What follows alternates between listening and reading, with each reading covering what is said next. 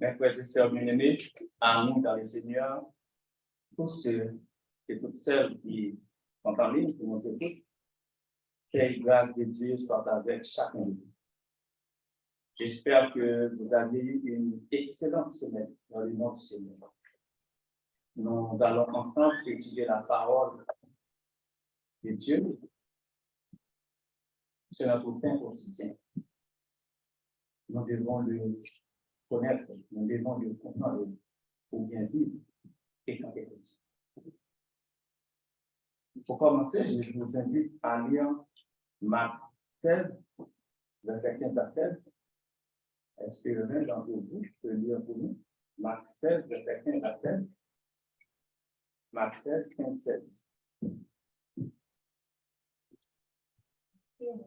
Marc 16, 15, 16. Jésus leur dit, allez par tout le monde et prêchez la bonne nouvelle à toute la terre. Celui qui croira, il sera considéré, sera sauvé. Mais celui qui ne croira pas sera condamné. Merci beaucoup, Frère Emmanuel. Alors, en lisant ce passage, nous voulons statuer, nous voulons apporter, faire l'étude sur le sujet intitulé ainsi, les barrières à l'évangélisation. Pourquoi veut-on étudier les barrières à l'évangélisation? Nous sommes tous des chrétiens et nous essayons quand même, par tous les moyens, de voir comment nous pouvons évangéliser. D'ailleurs, c'est une obligation pour nous. C'est le mandat que Christ nous a confié. L'objectif, c'est comprendre les difficultés, les obstacles que ça représente. Et chercher ensemble, comprendre ensemble comment à les adapter pour évangéliser tout en restant dans le chemin de la Bible, tracé par la Bible. Alors, pour arriver à cela, nous avons élaboré un plan qui comprend quelques éléments. Dans un premier temps, nous allons voir certaines définitions en ce qui a trait, c'est quoi la barrière, c'est quoi l'évangélisation. Nous allons voir aussi les types de barrières, comme les barrières communautaires, les barrières culturelles mentales, les barrières héréditaires familiales, les barrières spirituelles, les barrières intellectuelles, la peur, les menaces, les préjugés que les chrétiens, que nous, les chrétiens, nous avons. Et finalement, on va conclure. Je voudrais que pendant qu'on parle, j'aimerais qu'on fasse ceci dans un sens de dialogue, débat. C'est important parce que ce n'est pas de lire tout ce que j'ai ici avec moi, mais ce qui est important, c'est l'interaction qui existe entre nous. La finalité d'une étude biblique, c'est de permettre à chaque chrétien qui est ici présent de comprendre le sens de la parole. Et pendant que chacun de nous va comprendre, moi aussi je vais comprendre davantage. Peut-être qu'il y a un sens que j'ai donné à un texte, mais en posant des questions, ça me permet de comprendre mieux le texte.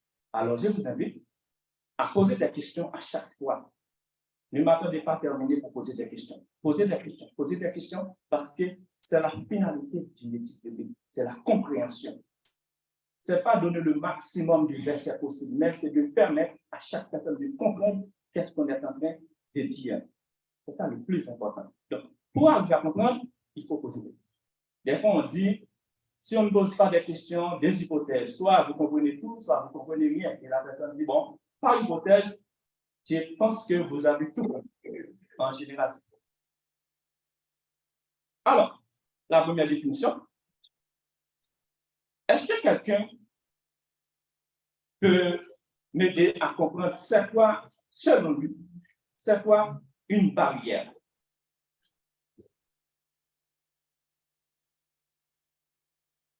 Une barrière, c'est un mature. OK, merci. Une fermeture. Mais une barrière que tu ne peux pas passer. OK, qui empêche à quelque chose. Parfait, merci beaucoup. Oui, c'est bien. Ça, c'est le point physique. Merci. Est-ce que quelqu'un d'autre peut essayer? La limite au développement. Ça n'est pas monsieur. Merci. C'est beaucoup de définitions. Exactement ce qui est dit. Selon psychologie. Oui, exactement, c'est un obstacle. Merci beaucoup, ma chère. Donc, sur le plan, selon l'Office québécois de la langue française, j'ai toujours l'habitude d'utiliser l'Office québécois de la langue française, c'est parce qu'on est au Québec. C'est beaucoup plus facile de l'utiliser parce qu'on est au Québec. Par rapport au contexte, le jargon, c'est beaucoup plus facile, moi, de l'utiliser au lieu d'utiliser d'autres encyclopédies, d'autres dictionnaires. Du point de vue psychologique, une barrière est un défensif à une motivation. Une défense sur le plan psychologique. C'est un défensif à une motivation. Qui dit motivation, c'est aussi une sensibilisation. Et bien souvent, le terme sensibilisation nous renvoie à la mobilisation. Mobilisation, qui dit mobilisation? Mobilisation des ressources personnelles, des ressources propres, ou mobilisation de nos capacités, de nos facultés intellectuelles, nos facultés de comprendre, etc. En général, ce sont des obstacles, des difficultés qui empêchent à nous d'avancer, comme a bien dit notre sœur, comme chacun de nous vient de dire, soit un obstacle physique, soit un obstacle non physique, c'est-à-dire des obstacles qu'on ne peut pas toucher, qui est à la mentalité. Donc, c'est un obstacle. Mais qu'en est-il de l'évangélisation? C'est quoi évangélisation?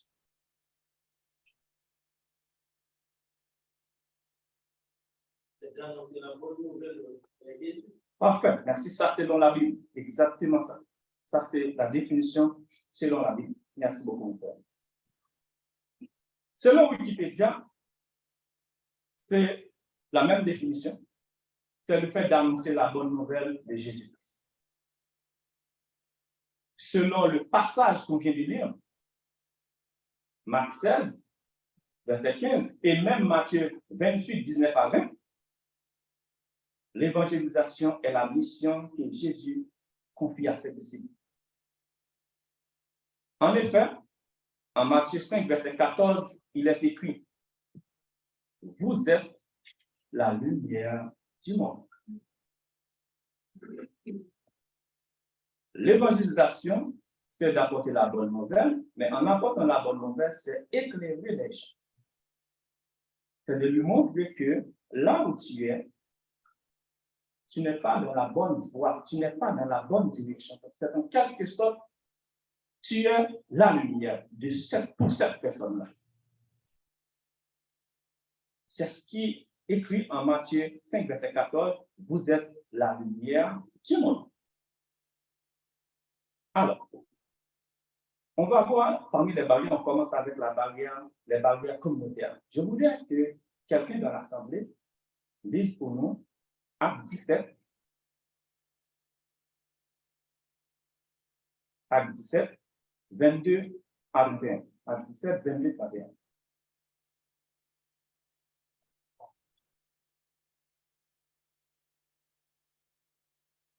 Paul, debout au milieu de l'aéroport, dit, homme athénien, je vous trouve à tous égards extrêmement religieux. Car en parcourant votre ville et en considérant les objets de votre dévotion, j'ai même découvert un hôtel avec cette inscription. À un Dieu inconnu. Ce que vous révérez sans les connaître, c'est ce que je vous annonce. Le Dieu qui a fait le monde et tout ce qui s'y trouve, étant le Seigneur du ciel et de la terre, n'habite point dans les temples faits de mains d'hommes. Il n'est point servi par des mains humaines, comme s'il avait besoin de quoi que ce soit. Lui qui donne à tous la vie, la respiration et toutes choses. Il a fait que tous les hommes sortis de seul sang habitassent sur toute la surface de la terre, ayant déterminé la durée des temps et les bornes de leur demeure. Il a voulu qu'ils cherchassent le Seigneur et qu'ils s'efforçassent de le trouver en tâtonnant, bien qu'il ne soit pas loin de chacun de nous. Car en lui, nous avons la vie, le mouvement et l'être. C'est ce qu'ont dit aussi quelques-uns de vos poètes. De lui, nous sommes la race. Ainsi donc, étant la race de Dieu, nous ne devons pas croire que la divinité soit semblable à de l'or, à de l'argent ou à de la pierre, sculptée par l'art et l'industrie de l'homme. Dieu, sans tenir compte de tant d'ignorance, annonce maintenant à tous les hommes en tout lieu qu'il est à se répartir. Parce qu'il a fixé un jour où il jugera le monde selon la justice. Par l'homme qu'il a désigné, c'est dont il a donné à tous une preuve certaine en les ressuscitant des morts. Merci beaucoup, mon frère. Donc, à la lecture de Enoch 17, nous avons vu beaucoup de choses. Des gens qui adorent des dieux inconnus. Par exemple, dans certains pays ou certaines villes, des gens qui sont en train de faire des libations. Ils jettent de l'eau ou de l'alcool aux inconnus, aux visibles, aux invisibles. À tous les visibles, à tous les invisibles. Il y a des pays, par exemple Haïti, on le fait souvent. On le fait souvent. Mais parfois aussi, les gens s'adressent à des forces de la nature, comme on vient de voir dans l'acte 17. Mais si vous ne connaissez pas cette dimension que possède cette personne-là, vous ne pouvez pas vous rendre pour dire que vous allez prêcher l'évangile. Vous allez l'évangéliser. Il faut comprendre l'attitude, le comportement de la personne, son attachement. Par contre, en faisant ça, ils connaissent Dieu. Je ne dis pas le même Dieu qu'on sert, mais ils connaissent Dieu de sa façon propre à nous. Il faut, étant que chrétien, pour le ramener, pour l'évangéliser, ton job à toi, c'est de l'éclaircir, mais de partir de ce point connu, d'un point connu, pour arriver là, tu dois arriver selon la Bible. Tu ne dois pas arriver, Dieu vous aime. Non, ça ne marche pas. Jésus vous aime, ça ne marche pas. On ne commence pas comme ça. Tu pars d'un point connu pour arriver dans un point inconnu. Inconnu pour lui, mais toi, tu connais le point. Sinon, il va se perdre. Il y a aussi la pratique des religions. Par exemple, si la personne est catholique, pentecôtiste, adventiste, témoin de Jéhovah, mormon, cela prouve quand même que cette personne est religieuse. Tous les chrétiens sont des religieux. Et qu'elle détient une base ou une connaissance sur la façon de rendre un culte, peu importe, mais peut-être de façon mélangée. Mais si vous arrivez auprès de cette personne et commencez à critiquer négativement cette personne, mais non, vous n'adorez pas Dieu. De quel droit avez-vous pour juger les gens? Vous n'avez pas ce droit. Automatiquement, vous commencez comme ça, la personne, même votre présence, il ne veut pas vous tolérer ici. Il faut penser à ça. L'approche est extrêmement importante dans l'évangélisation. Si vous avez un produit à vendre, mais le produit que vous avez en main pour vendre, il y a un bon côté, il y a un mauvais côté. Est-ce que vous allez commencer par le mauvais côté? Qui va commencer à présenter un produit à quelqu'un en présentant le mauvais côté de ce produit? Voilà. Vous voyez, on ne répond pas. C'est exactement ça. Commencez toujours avec les bonnes choses. Excusez-moi, mon frère. Quand on dit commencer toujours avec les bonnes choses, nous savons que l'Église du Christ, la grande mission, la première mission de l'Église, c'est d'annoncer la bonne nouvelle. Oui.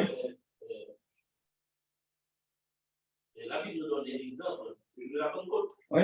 Quand Pierre prenait la parole, commençait à prêcher l'évangile, il a d'abord parlé de expliquer comment l'organiser, comment précéder la terre, comment prêcher. Alors la Bible nous disait que ceux qui étaient là, qui acceptaient sa parole, ils devaient d'abord vivre toucher. Alors, quand vous parlez de commencer d'abord par de bonnes choses, je ne comprends pas. Est-ce que vous pouvez expliquer? Ok, je vais expliquer. Merci pour la question. Nous disons tout à l'heure, la des apôtres, Oui. à 17, nous savons qu'à Athènes, c'est la capitale de la Grèce, Oui. il y a ce qu'on appelle plusieurs divinités. Les gens adoraient plusieurs dieux. Est-ce qu'on peut dire ça? Est-ce qu'on peut dire ça? Particularité. Écoutez, dans ce même texte, ils adorent plusieurs divinités. Mais c'est peut-être que c'est la même divinité qu'ils pensent qu'ils sont différents. C'est peut-être que la même divinité, le même esprit qu'ils sert, ils pensent que c'est différent. Ils l'attribuent à d'autres choses. Par exemple, si vous voyez, si vous faites une lecture en Jean 4, versets 7 à 26, la conversation de Jésus-Christ avec la femme samaritaine. Si vous voyez la conversation, Jésus parle du connu avec la femme pour aller vers l'évangélisation. Il commence dans une conversation étroite. C'est comme si c'était deux amis qui parlent. Jusqu'à ce que Jésus atteigne. Faire passer le message.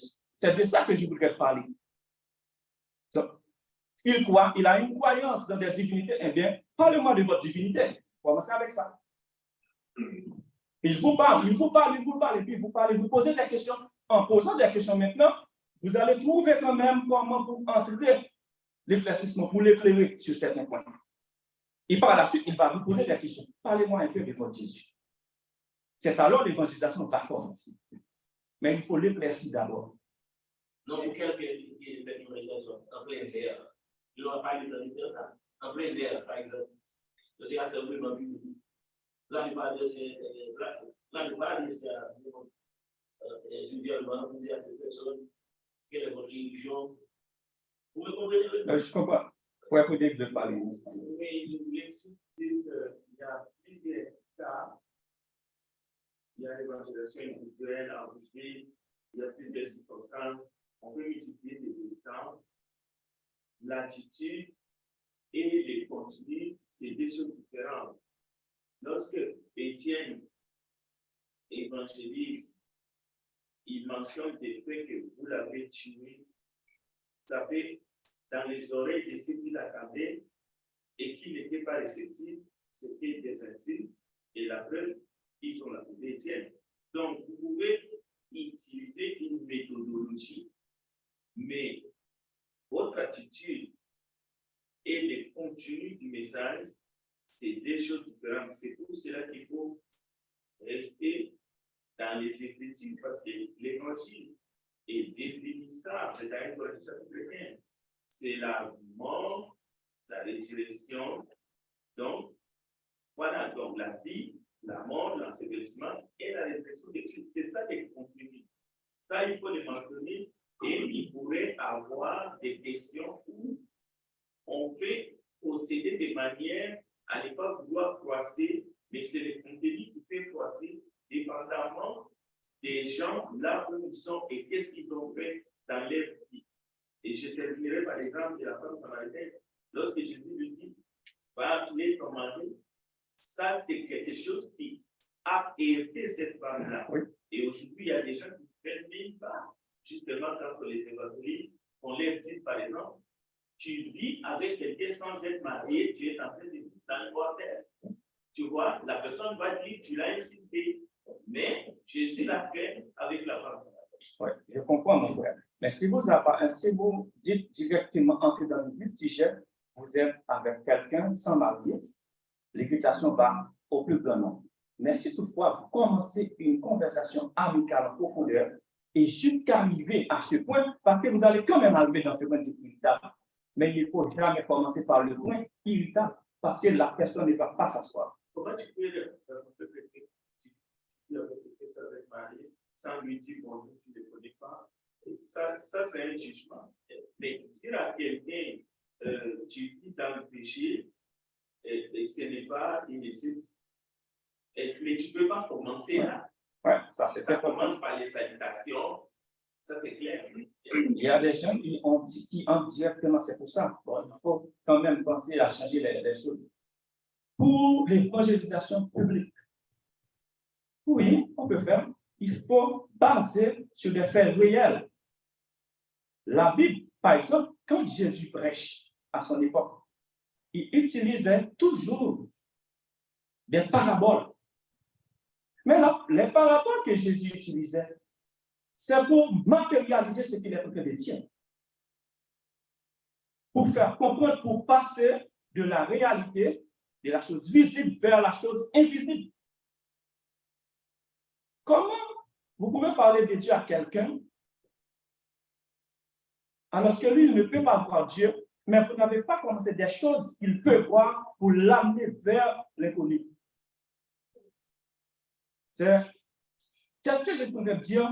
C'est la méthode, c'est l'approche qui est le plus importante dans tout ce qu'on fait. Vous pouvez évangéliser quelqu'un, il ne vous écoute pas. Et non bien, il l'écoute. C'est tout simplement, c'est dans l'approche. Tout est dans l'approche. Parce qu'il y a diverses barrières qui empêchent la personne d'accéder à l'évangélisation, d'accéder au royaume qu'on est en train de goûter.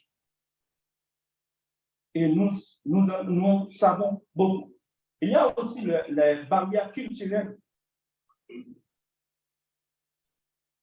L'homme a une culture de croire à ce qui est physique. Vous le savez très bien. Tant que je ne vois pas, je ne vois pas. Des choses matérielles ou des choses qu'il peut prouver. Mais vous savez très bien que ce genre d'attitude, c'est l'obstacle à l'évangélisation. Ce genre d'attitude empêche aux gens de croire dans la bonne nouvelle. C'est pourquoi l'apôtre les classifie. Il y a des personnes qui sont même à l'intérieur de l'assemblée, mais qui ne comprennent pas vraiment. À l'intérieur même de l'Église, ils font savoir que ce sont des bons chrétiens, des bonnes chrétiennes, etc. Et puis, à l'extérieur, ils font n'importe quoi. C'est pour cette raison que l'apôtre Paul les classifie de faux chrétiens, selon 2 Corinthiens 11, verset 13, ou de faux frères, selon Galates 2, verset 4. Alors, quelqu'un peut lire pour nous Jean 20, verset 25 à 29.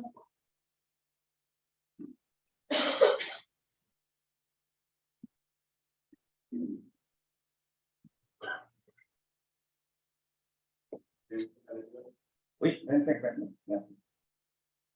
Et nos disciples lui dirent donc, nous avons vu le Seigneur.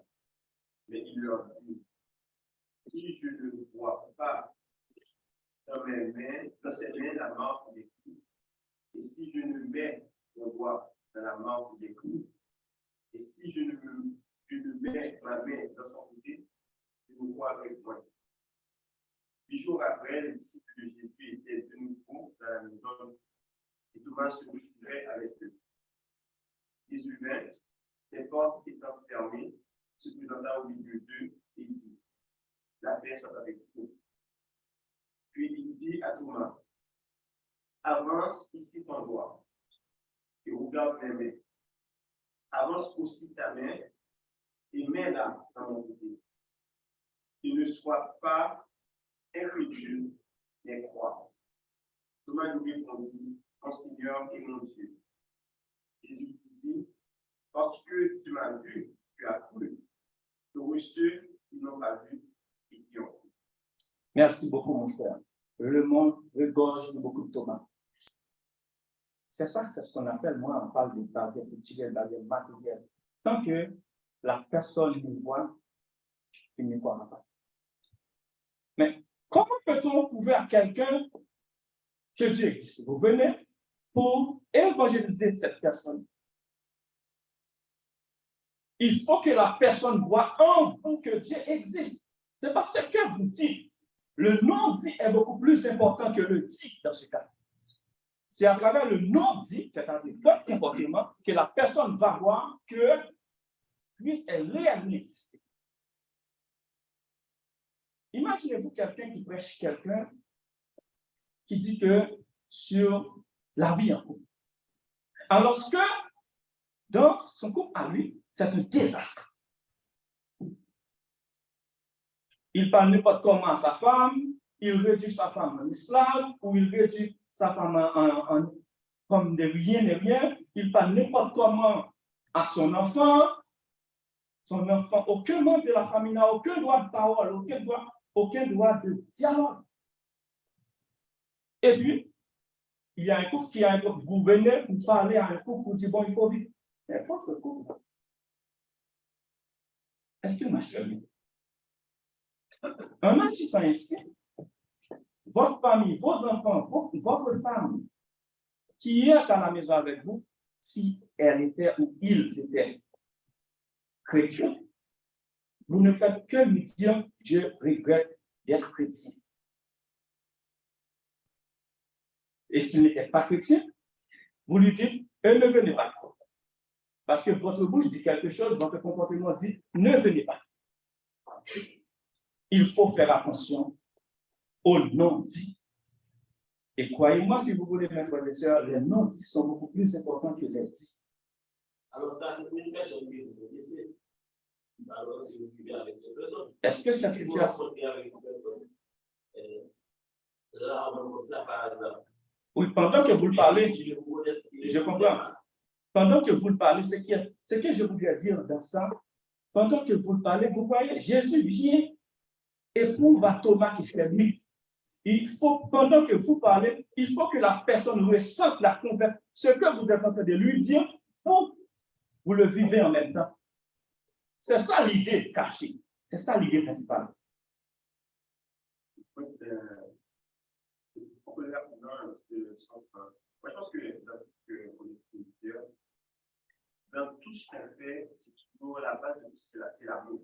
Oui. C'est que évangéliser, c'est un acte d'amour. C'est pas l'amour qu'on évangélise, parce qu'on peut, on se soucie de la version. Mais lorsqu'on est dans le péché, on n'apprend pas pour la condamner, pour la rabaisser encore plus, elle est déjà par terre. Parfait. C'est le but de relever cette personne. Et qu'est-ce qui fait qu'on fait qu'on pousse cette acte? C'est par l'amour. Donc, si l'approche, c'est une approche qui est toujours basée sur l'amour, on va toujours avoir la bonne approche, la bonne méthode. Parce que c'est toujours la question. Est-ce que je viens pour condamner ou est-ce que je viens pour sauver? Si je viens pour sauver, ça va prendre la douceur, ça va prendre l'amour. Parce que je ne suis pas là pour juger, pour accuser la personne. L'acte est déjà posé. La situation est déjà dans la situation. Maintenant, comment je peux faire pour gagner la personne? C'est ça la question. Maintenant, si j'ai la bonne approche et l'amour est dans mon cœur, je suis vraiment animé par les bonnes intentions, je vais toujours trouver la bonne méthode pour amener cette personne-là.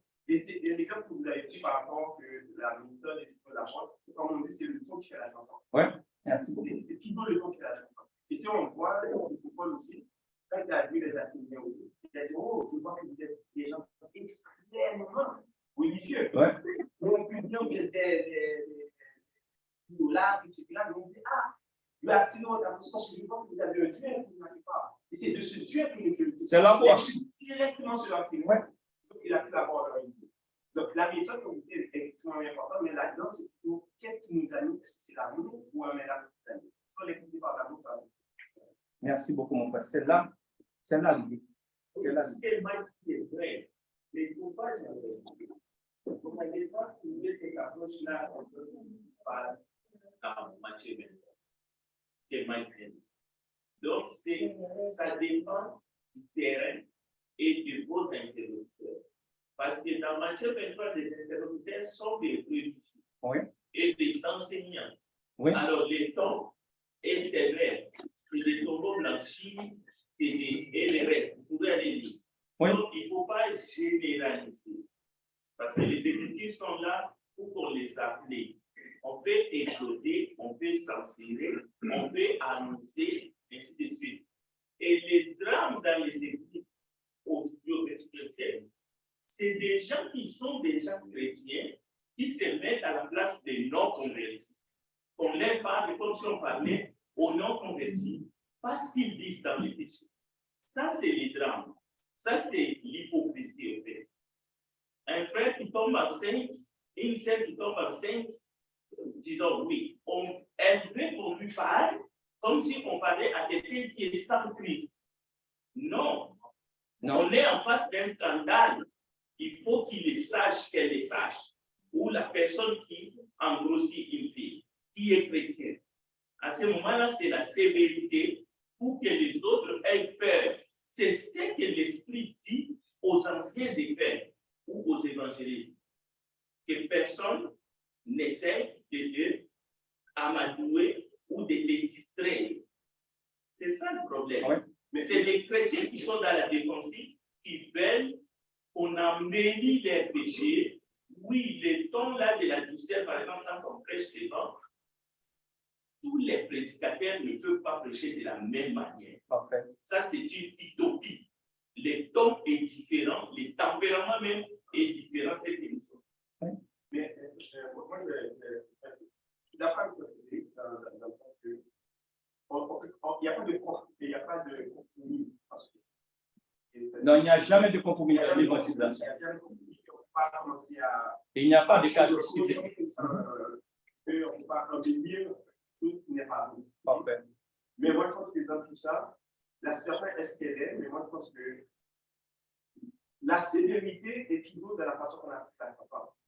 Parce que la Bible nous donne une marche à suivre, et quand quelqu'un est dans une situation, dans les vies, peu importe, on a une marche à suivre. Oui. On n'a pas à l'inventer, mais je pense qu'il reste quand bien même, en appliquant ce que la parole nous dit, c'est toujours dans la façon qu'on le fait. Parce que je peux arriver à toute la même méthode, ça dépend de l'approche que je fais. Je peux perdre ma certaine situation personnelle totalement qui n'est jamais ouverte. Mais comment faire pour appliquer la discipline sans perdre récemment l'âme de la façon que je peux soulever? C'est ça la question. Ouais. Parce que moi, mon enfant maintenant, je veux le corriger. Je peux prendre le fil électrique et le battre et lui laisser des marques dessus. Mais je peux aussi appliquer une discipline aussi pour l'amener à comprendre aussi que ça ne compte pas. Tout est dans les moyens qu'on utilise. Donc, moi, la discipline est là, donc ça, ce n'est pas discutable.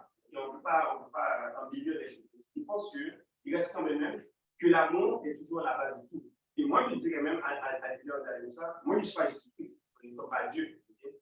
Jésus-Christ, il peut nous permettre de faire, bon, je ne sais pas, avec la vérité morale, parce qu'il était saint, il était si, etc.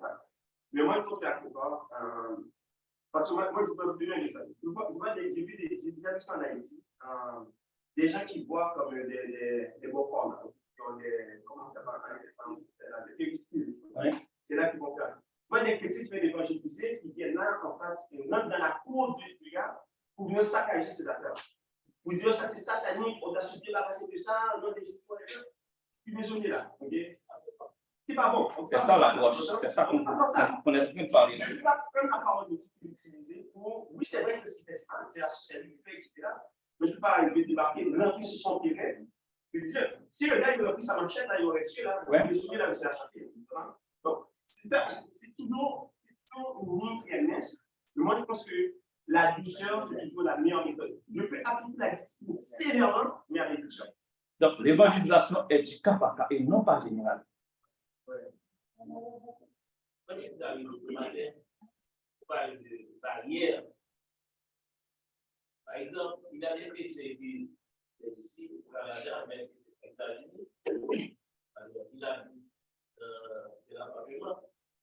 Donc, le plus fort, il est même du parlement. Donc, est-ce que vous pensez que ce voisin, là, un jour, vous allez lui inviter dans une équipe où tu as l'habitude de venir, est-ce qu'il doit venir? Est-ce que ça va l'intéresser à venir? Parce que je pensais que les chrétiens doivent avoir toujours une bonne posture et une bonne manière. Par exemple, la Bible disait que même les païens sont dans des saluer. C'est ce qu'on appelle les non-dits. Ouais. Il y a des chrétiens qui voient les gens tout ils passent comme si ils passent comme par les statues sans la statue.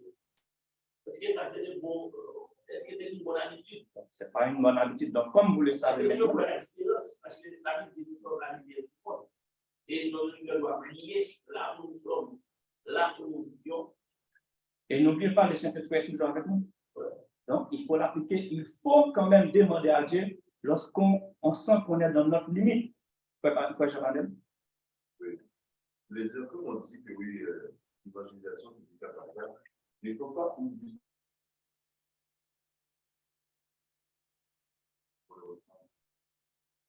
En réalité, là, c'est pas nous qui faisons le travail, c'est Dieu.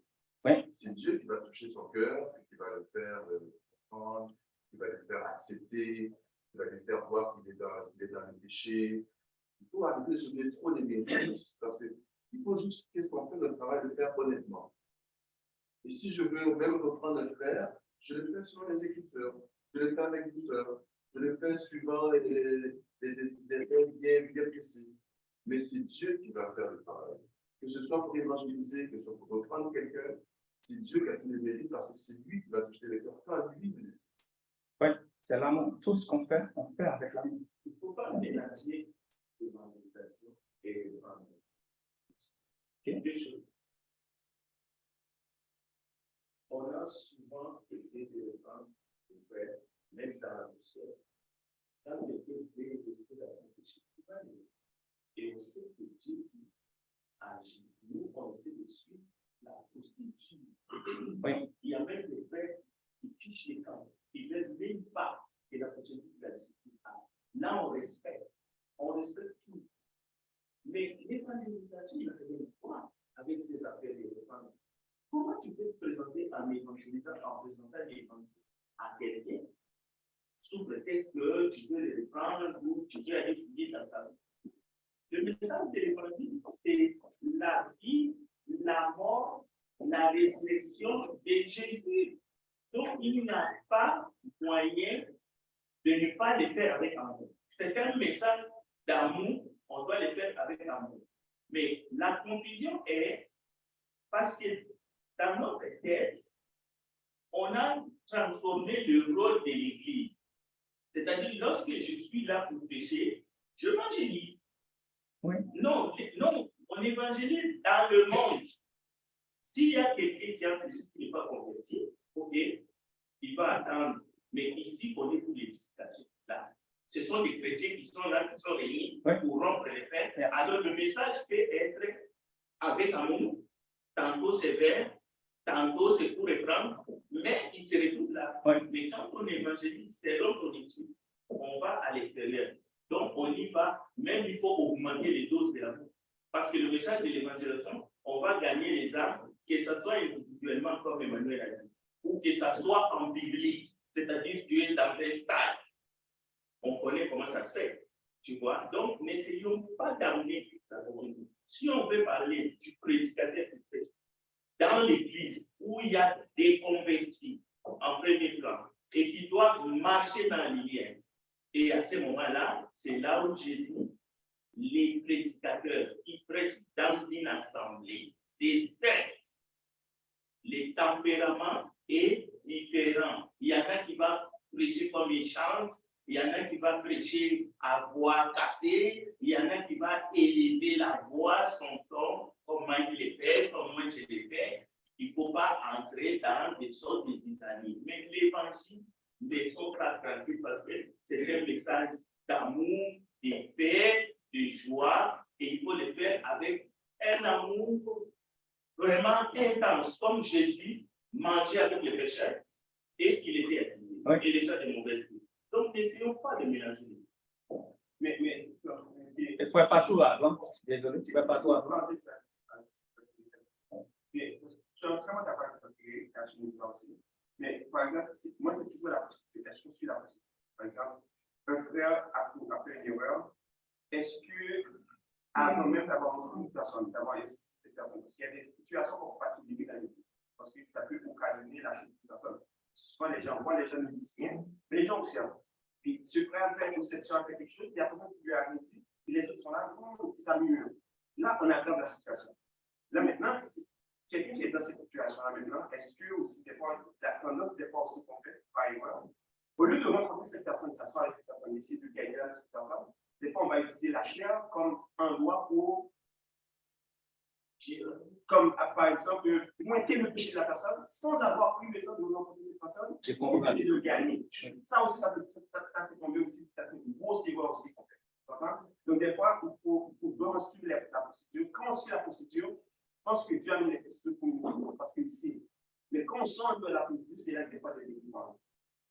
Et si vous ne suivez pas la procédure, vous n'arrivez jamais à reprendre la personne. Oui, souvent, je n'ai pas donné parce qu'on doit être clair, la procédure commence, mais c'est le frère de cette procédure abandonne la procédure. Sans fiche, il part. Mais là, dans l'Église, il y a deux camps. Il y a ceux qui sont pour la personne qui a péché, il a fui dans le mal, et il y a d'autres qui veulent que l'Église soit préservée. C'est-à-dire que les autres ne suivent pas les mauvais exemples. Il y a des cas concrets. Lorsque le prédicateur va défendre, tant qu'il ne cite pas les noms de la personne, même si vous avez vos idées dans la tête, c'est pour éclairer l'Assemblée pour que le mal ne puisse pas prendre tout. Et ça doit être fait parce que Timothée l'a fait.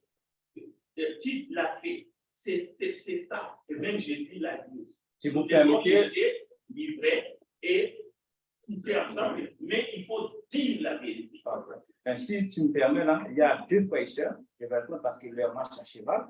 Il y a d'abord frère Patou et un petit frère Yannick. Frère Patou d'abord. Oui, pour rester dans le sujet en parlant de la personne bénéficiée qui veut évangéliser, on parlait que cette personne doit être exemple en action, en tout. Mais il y a quelque chose de très important, parce que moi, j'ai toujours des gens qui doivent évangéliser, mais qui ne peuvent pas même faire la différence entre Jésus et Dieu. Et qui ne s'édifie pas. C'est toujours bien quand on fait des tours d'évangélisation, il y a toujours comme 80% des chrétiens qui viennent assister. Mais je pense que c'est toujours avec ce qu'il faut apprendre. Parce qu'il faut apprendre la vie, il faut savoir comment évangéliser, comment répondre à des questions. Sinon, l'évangile va être appliqué. Quand on représente mal l'évangile, on peut pas dire la vérité comme faut, et que c'est les gens qui commencent à nous évangéliser. Arrête ça là, c'est pas quoi, ça arrive. Il y a une chose que je voulais dire pendant que tu dis ça. Quand tu vas évangéliser, tu vas reprendre quelqu'un, le Saint-Esprit est avec toi. Ne t'en soucie pas. Ne t'en soucie pas de ce que tu vas dire. Il ne faut pas avoir des idées préconçues. C'est là le piège. Des fois, on a des idées préconçues. Lorsque Jésus dit, oui, je comprends qu'est-ce qu'il a dit. Oui. Il y a parfois des idées préconçues qui mélangent tout. Il y a la Bible, et quand tu es à ta limite, tu vas, parce que c'est la parole de Dieu. C'est pas ta parole. Quand tu es à ta limite, Dieu va t'aider. Le Saint-Esprit est là. Alors, ça peut prendre beaucoup de temps pour discuter. C'est une très belle approche que tu as faite. Merci, mon frère. Mais on va passer avec ce Yannick et ensuite on va prier.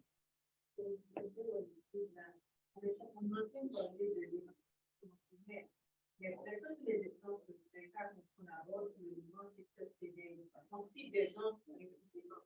Mais est-ce qu'il y a un exemple pour donner aux jeunes qui savent parler de formules qui sont en c'est quoi, comment aborder l'organisation en prière? C'est un exemple pour avoir quelque chose en main. La réponse, merci beaucoup, ma chère. La réponse que je vais te donner, ma chère, c'est ma réponse. Mais d'autres personnes peuvent éclaircir ce que je vais dire, peuvent dire n'importe quel point ici. Ce qui est important quand vous allez évangéliser à deux choses. La première chose, c'est que ce n'est pas ta parole. C'est la parole de Dieu. La deuxième chose, c'est que si vous êtes capable d'avoir une idée de la communauté que vous allez et évangéliser leurs mœurs, leurs coutumes, leur façon de faire. Tu peux demander à Dieu de t'aider pour présenter la parole en fonction de leur comportement, en fonction de leur habitude, et pour que ça puisse entrer. Est-ce que tu comprends un petit peu? Tu as vraiment érigé un point très important. J'entends des gens qui ont aussi fait partie des fois, mais ils n'ont jamais plus de temps d'essayer de connaître ce père, de connaître leur histoire et essayer de les approcher